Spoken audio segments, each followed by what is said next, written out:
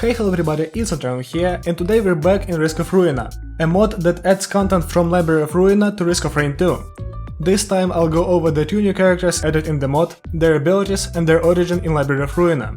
Be sure to stick around till the end of the video, because I'll end it with a little look into what the future of this mod might look like.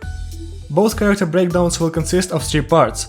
General overview, where I explain all of their abilities and show their skins, then in-game recommendations, where I'll give my opinion on which ability variants are better, as well as how to play the character, and then lore, where I'll explain the character's origin in Library of Ruina, and compare the abilities to the source material. Without further ado, let's get into the characters of Risk of Ruina. We'll start with Red Mist, a fearsome melee combatant that used switching forms before it was cool. She has a total of 10 available abilities, though much like Voidfiend, you can only see half of them. Let's go over each one. Level Slash is her primary attack. It's unique in the fact that the attack can be changed with directional inputs, allowing for more variety in combat that other melee characters might lack. When not pressing any directional keys, Red Mist swings in wide arcs for a 3-hit combo. The first 2 hits of the combo deal 200% damage, and the third one deals 300%. When pressing forward and attacking, Red Mist leaps forward and starts quickly attacking in front of herself. The first hit after the leap deals 125% damage, and all subsequent hits deal only 100%. When pressing left to right, Red Mist dodges to the indicated direction, gaining a couple seconds of invincibility, and then attacks for 125% damage. The long wind-up time of the attack paired with its low damage make it clear that its intended use is for sidestepping in fights to reposition and dodge. When pressing back, Red Mist acts very similarly to the sidestep, but moves back and deals 175% damage. When pressing jump while attacking, Red Mist will jump and perform an upward slash, bringing all enemies into the air with her and dealing 150% damage to them. While in the air, the left, right and forward directional inputs don't change your attacks, but instead slightly move you to the chosen direction. The base attack in the air is similar to the standard slash on the ground, but it lacks the empowered third hit and attack speed of its grounded counterpart. Finally, pressing back and attacking in mid-air will send you back down to the ground, dealing 200% damage to all enemies in a small area around you. And we're done with the Red Mist. Wait, what do you mean that's only her primary? Red Mist's secondary is Onrush. Onrush is an auto-locking launch attack that sends you flying into the target of the attack, dealing 400% damage on impact. It's a great way to close the gap between you and your enemy, allowing you to utilize all of that primary arsenal against a dangerous target. However, Onrush has a second, much stronger ability. Whenever an enemy is killed by Onrush, you get a stack of it back. This allows you to quickly chain your secondaries on groups of enemies in the air for a quick screen wipe. Red Mist has 2 options for utility, evade and counter. Both of them give the player a brief window of invincibility. Evade is best used while holding a directional key. It allows you to continue moving while invincible, in order to reposition yourself mid-fight. It also cancels any and all vertical momentum you have, so you can float around the stage by spamming evade. On the other hand, counter is a much more offensive utility skill. Red Mist is locked in place while using it, and after the invincibility ends, you strike for 150% of the damage that you would have received while invincible. If you don't get hit, Red Mist does not counterattack. It's important to note that even though counter uses enemy damage, it still scales with your damage up items. Next up we have Red Mist Special, Manifest Ego. When used, this ability... why isn't it doing anything? Oh right, this bar is empty. To use your special, you have to fill up your ego bar by dealing damage to enemies. It will deplete when not dealing damage, so you have to be deadly and efficient to manifest your ego. When the bar is full, it will glow blue and stop depleting. This is when Manifest Ego can be activated. When used, the ability pushes away all enemies, kills you to full and gives you sizable buffs on every skill as long as you can keep killing enemies. After the cast, your movement and attack speed increase. All of your primary attacks gain increased range, but do the same damage. You also gain a new passive ability, which buffs your base damage by 1% for each kill you get while in Ego form. The stacks of the ability reset every stage, just like Bandit's Desperado. Onrush now recasts itself automatically after killing an enemy, allowing for swift, no-input chains of murder. Evade and counter get a buff too. Now instead of actually dodging, Red Mist channels the energy of a dead going to buy some milk and disappears from existence for a small period of time when using evade. It no longer cancels vertical momentum, but moves you horizontally much faster and through enemies, giving you a better way to reposition. Counter is now much more effective, as the enemy attacks are countered instantly, and then countered again after the invincibility runs out. The counter also extends much further and stuns enemies that have been hit. Your special is now Greater Split Horizontal, which is a very wide slash for 2000% damage on a 20-second cooldown. Lastly, Red Mist has a passive ability, Gabriel's Prowess. It turns all of your momentum and attack speed bonuses into damage, so you can't improve those stats, but you can deal insane damage. And this is the end of the overview. Now for the gameplay tips. First of all, I highly recommend seeking out soldier syringes and Groot hoofs in multi-shops and printers, and that allows you to have a very high base damage, which makes Onrush chains much deadlier when they can cleanly one-shot Lemurians, beetles and blind pests. The topic of evade versus counter can largely be decided by preference, but I think that ego counter is a fantastic way of dealing with lion enemies, which are Red Mist's main downfall, and that's why I prefer it to evade, which gains minimal bonuses from ego. Crowbars are especially effective on her, and they allow for better Onrush chains. Berserker pauldrons can be used with Greater Split Horizontal to quickly give yourself a huge power boost. As for gameplay style, I recommend stacking up ego on larger enemies, then using your tools to quickly rack up damage on smaller enemies. This applies especially well to teleporter events. Now let's move on to lore. If you're not interested, skip to the timestamp on the screen, and if you are, then buckle up, because this will take a while. Let's start with the identity of the Red Mist. Design-wise, she seems to be a fusion between Gabriel from Lobotomy Corporation and Gabriel from Library of Ruina. Her jacket is a nod to the key page of the Red Mist from Library of Ruina, while her metallic body and face is taken from Gabriel's core suppression from Lobotomy Corporation. In the world of Library of Ruina, Red Mist is considered to be the strongest fixer to ever live, and she is one of the few fixers with the ability to manifest ego, which is emphasized in Risk of Ruina. Now let's go over the inspiration for her abilities. Her passive, Gabriel's Prowess, is a reference to a passive ability of the same name, available to Red Mist only in the last reception of the game. Much like in Risk of Ruina, the ability turns your speed into damage, which is exactly why it does this in the mod. Her primary, Level Slash, is a combination of 3 cards that act as Gabriel's main damage dealing pages. Those are Level Slash, obviously, Upstanding Slash and Spear. The no-input attack is inspired by Upstanding Slash. During this attack, Gabriel slashes in wide arcs without repositioning, much like the Standing Slash of Red Mist. The side and back steps are Risk of Ruina's versions of Level Slash. During that attack, Gabriel repositions herself between slashes, much like you would with those skills. The front launch is inspired by Spear, which bears a similar way of attacking, and it's the only page of the 3 to feature 3 dice, which is reflected by the front launch having the highest attack frequency of all of Red Mist's attacks. The jump, mid-air and falling slashes seem to have been added in order to give Red Mist the ability to fight mid-air for gameplay reasons, as none of those attacks are featured in Library of Ruina. Next up, Red Mist secondary, Onrush, also stems from a page with the same name. Onrush in Library of Ruina has the same ability as in the mod. It's reused whenever you kill or stagger an enemy with it. It's similar to the ego version of Onrush because you don't actually control which enemy you hit, as it's an automatic randomized process. Both of Red Mist's utility skills don't have a page to refer to, and Evade was most likely originally added so Red Mist has at least one defensive skill, and not as a callback to an ability. On the other hand, Counter might be reference to the Retaliate passive ability of the Red Mist, that gives her a constant counter die. Manifest Ego is an ability that is referenced to a card of the same name, granted to Gabriel by her legendary passive ability. In Library of Ruina, Manifest Ego has very similar effects as in the mod. Your slashes become visually larger, you gain more strength with skills, you gain access to Greater Split Horizontal, and the background music is changed to Red Mist's theme. Speaking of ego manifestation, let's look at the design of the Red Mist in her ego form.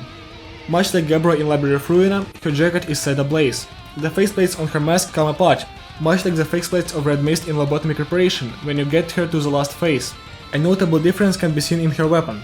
Mimicry now takes the appearance of a scythe, much like the Mimicry ego page from Library of Ruina, instead of Gabriel's sword.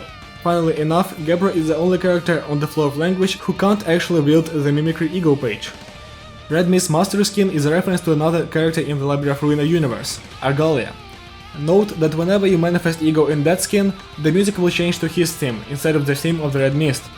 The skin is called Conductor, referring to the fact that Argalia is the conductor of the Reverberation Ensemble. The only thing that Gabriel and Argalia have in common is the fact that they have two forms. Gabriel has ego manifestation and Argalia has a distorted form near the end of the game. And that's it for the Red Mist. Now we move on to the second and last character in the Risk of Ruina mod, the Arbiter. The Arbiter is a long-range fighter, specializing in her unique debuffs, Fairy and Lock. First of all, the Arbiter has a passive ability, F-Cop Singularity. This ability allows her to inflict Fairy on every hit. Fairy is a debuff that deals 100% damage per stack every time an enemy inflicted with it attacks. Fairy is a very powerful debuff, as it actually has a proc coefficient, meaning you can proc other items with the Fairy stacks. This gets crazy when you get to the hundreds of Fairy stacks and have a Plasma Shrimp, as you will spawn a Plasma Shrimp missile for every stack of Fairy on your enemy. Also, Fairy is currently overperforming, as it deals damage over time, which it isn't supposed to do. Now let's get to the Arbiter's actual skills, starting with her primary, Fairy. Yes, it has the same name as the debuff, and yes, it's confusing, so I'll refer to it as primary. Arbiter's primary fires explosive projectiles at a medium speed. The projectiles deal 75% damage and explode upon contact with an enemy or a surface, dealing the same damage to enemies in a small radius. The Arbiter has two variants of her secondary, Lock and Unlock. Lock is a way for the player to inflict the Lock debuff to an enemy, and much like Red Mist's secondary, it requires an enemy to target. When used, Lock deals 300% damage and locks the target for about 5 seconds. A very important part of Lock is that enemies get resistance to the debuff after being inflicted with it. The length of Lock will go from 5 seconds to 1 second over 5 procs, and after 5 locks, the enemy will become immune, so Lock will just deal 300% damage against that enemy and won't inflict the debuff. Unlock is a supportive secondary that also requires a target to be used. For Unlock to work, you need to have an ally to target and you cannot target yourself. Using the ability will give the Unlock buff to your target ally. The buff is set to improve all of the target's stats, including ability cooldown. While I found it difficult to quantify the improvements, it seems like damage is increased 5 times, which makes this ability insanely potent with a strong ally, like Empathy Course, Gubu Jr. or another player. Unlock has a long cooldown of 25 seconds, and the duration of the debuff covers about 10 seconds, or 40% of that time. You can increase the duration with more stacks of Unlock that you can gain from backup magazines. The Arbiter also has two options for her utility skill, Ominous Pillar and Pillar Spear. Ominous Pillar creates a pillar with an area around it. When the pillar is cast, all enemies near it take 500% damage. All creatures, both allies and enemies, that are in the area gain double movement and attack speed, and all enemy projectiles are destroyed. Ominous Pillar is technically your only movement option, as it can be used as a slight speed boost.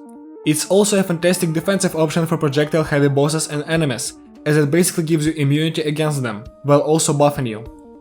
The attack at movement speed boost given to the enemies isn't much of a problem, as if you could outrun a melee enemy before, you can still do it now, as both of the speeds are doubled. Note that lasers aren't considered projectiles, so Ominous Pillar isn't a better bubble shield, and will still allow Stone Titans to burn you with lasers. On the other hand, Pillar Spear is another offensive option. When used, you charge a spear, similar to the Artificer's cast Nano Spear. You can then release it to throw it forward, piercing all enemies hit and activating all of their fairy stacks. The more time you spend charging the attack, the more damage it deals, up to 600%. The ability to mass activate fairy stacks can be very useful in order to dispose of melee enemies quickly, without putting yourself in danger. However, it's a subpar offensive option against enemies without stacks of fairy, as it only goes up to 600% damage, and has a 7-second cooldown, which is really bad for an attack of this type. For example, Nano Spear does twice the damage with 5 seconds cooldown, and Flood does 1100% at a 4-second cooldown. Pillar Spear also takes away your only movement skill in Ominous Pillar. Lastly, the Arbiter's special is Shockwave. It has 5 charges and is only usable when you have replenished all 5. On use, the Arbiter's movement speed is drastically decreased, and she sends out 3 pulses of damage in a large area around herself. The first hit deals 500% damage, the second one deals 1000%, and the last one deals 1500%, for a total of 3000% damage, actually out-damaging Greater Split Horizontal. Whenever you hit an enemy, they become feeble, losing half their damage and armor, and all allies affected by the blast, including the player, get barrier for each pulse. The time between pulses can be shortened with attack speed. And that's it for the general overview of the Arbiter. Now I want to give you some tips on playing her. First of all, you have to choose a loadout. In single player, you always want to go for Lock over Unlock, as you're not going to find a good ally early, and you might not even find one at all. It's up to you if you want to make your friend a raid boss in multiplayer though. In terms of utility, I strongly lean towards Ominous Pillar. The ability to use fairy stacks on melee enemies from afar sounds good on paper, but you're not going to deliberately focus down the one type of enemy that doesn't pose a threat to you, so there's no point in wasting the precious movement speed granted by Ominous Pillar. Speaking of Ominous Pillar, if you manage to get a cooldown low enough, you can Fortnite build your way up to the skies, as pillars can spawn on each other. It's not usually useful and forces you to take Purity, but you can pull this off on Matrix to chill the fight, or to skip pillars and go straight to him. Shockwave also uniquely benefits from cooldown reduction. Due to the fact that it's separated into 5 charges, Purity affects the cooldown 5 times as much, making it 10 seconds faster with only 1 stack of Purity. Due to the fact that Fairy Infliction is guaranteed and Plasma Shape will always proc off of all Fairy stacks no matter the luck, Purity is definitely worth looking into for the Arbiter as a cooldown reduction item. Another interesting fact is that if you have the standalone Ancient Scepter mod installed, getting the item will turn your Shockwave into Undegraded Shockwave, which is a singular 5000% damage blast of energy. Now let's move on to lore. Once again, if you're not interested, here's a timestamp to skip this section and go straight to some insights on the future of the mod. Let's start with the identity of the Arbiter. The character she was inspired by is Bina from Lobotomy Corporation and Library of Ruina. Once again, her design is a mix of her cross-oppression self and librarian self, with her attire resembling her clothes from Library of Ruina and her face mask being similar to that of her cross-oppression form in Lobotomy Corporation. She has 3 other skin variants, so let's go over those before moving on to her skills. The first variant is called Fire, and it changes the color of the Arbiter's cape to red with white fur. The skin is most likely a reference to Shao, another popular character in Library of Ruina. The second variant is called Turquoise, and you will not believe which color it is. Yeah, it's turquoise. The skin might be a reference to Argalia, though it's a lot less obvious than the first variant. The last variant is her mastery skin named Core Suppression. This variant ditches all the design elements from Library of Ruina for a full-on Lobotomy Corporation Arbiter look. Now onto her abilities. Her passive refers to the singularity of the F, or Fairy, Corporation, that manufactures fairies with the ability to open anything. Arbiters are usually given the products of multiple corporations to ensure their immense strengths. Another one present in the mod is J-Corp, that manufactures locks, which can be used in combat with the lock secondary, but J-Corp is never mentioned there. The Arbiter's primary is the mod's version of Degraded Fairy, from both Library of Ruina and Lobotomy Corporation. It takes the ability to inflict Fairy and the projectile-based attack from Library of Ruina, while retaining the area of effect from Lobotomy Corporation. Her first secondary, Lock, is a reference to Degraded Lock, even using the same animation, but bears an ability resembling the Degraded Chains, as that attack can be used to prohibit the enemy from using cards for the next turn. On the other hand, Unlock is also a thing in Library of Ruina, but Bina doesn't have any connections with it. Unlock is a page originally used by the index proxies, that powers up the more you use it. Index proxies also have the Blade Unlock state, where they become stronger and get the ability to use stronger pages, similar to the effect of Unlock in Risk of Ruina. Bina's utilities revolve around pillars, which are something most arbiters can create. Ominous Pillar creates one that speeds up everyone around it, which isn't something pillars usually do in Lobotomy Corporation or Library of Ruina. Pillar Spear, on the other hand, is much more similar to the pillars in those games, and they are usually used as ranged projectiles. Degraded Pillar is the counterpart of the attack in Library of Ruina, and it does not have the ability to activate fairy stacks, but instead inflicts more fairy than usual. Lastly, the Arbiter's Shockwave ability stems from Bina's Degraded Shockwave. Both are area of effect or mass attacks with 3 hits that weaken the enemies and protect allies. In Library of Ruina, the first 2 hits are equal in power, with the last one being stronger, but in Risk of Ruina the power of the hits gradually builds up over all 3, which is the only difference in these 2 attacks. When the Ancient Scepter from the standalone Ancient Scepter mod is picked up, Shockwave turns into Undegraded Shockwave.